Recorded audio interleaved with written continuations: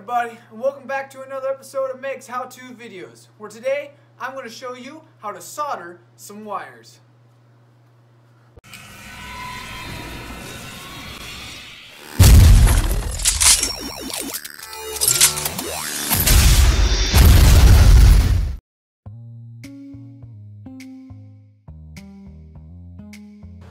Now when it comes to soldering, there's a few things you're going to want to have. First, you're going to want to have a soldering tool. They come in all different shapes and sizes. Second, you're going to want to have solder, which also comes in different thicknesses. The thicker the gauge of wire, the thicker solder you're going to want to use. Third, you're going to want to use flux. Now what is flux and what is its purpose? Well, flux serves two purposes.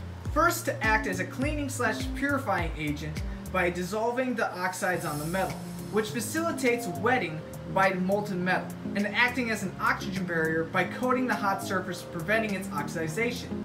Its second purpose is to serve as a heat transfer medium by facilitating heat of the joint by the soldering tool or solder, allowing that solder to then flow easily onto the wire rather than forming beads, as it would otherwise.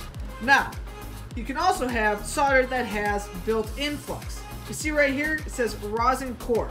That means that there's flux inside of this solder. Now before you can solder wires together, you need to splice them. Now if you don't know how to splice a wire, feel free to check out my how-to video, which will be linked in the description below or at the end of this video. Well, there you have it. By tugging on it, you can tell that's holding together fairly well. Now the next step would be is to add a little solder to help permanently hold the wires together. So what we're going to do, I'm going to apply some of the flux onto the wire,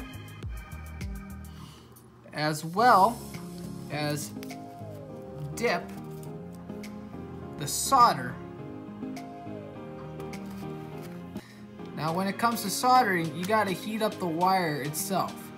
Sometimes you can try melting the solder onto the soldering gun, but you're going to want to heat up the wire.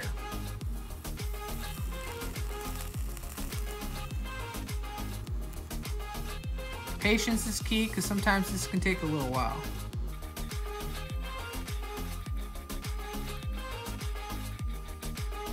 And there you have it. That wire is soldered together. It is not coming undone. Now you can see that I cut the wire a little longer, and that's just for demonstration purposes, because I'm going to show you next what you can use as a covering, and that is shrink wrap. It's pretty much a plastic tube that when you apply heat, it shrinks. Now when it comes to shrinking shrink wrap, you're probably going to go grab a lighter, because most people have several of these laying around the house. However, a safer method is to use a heat gun.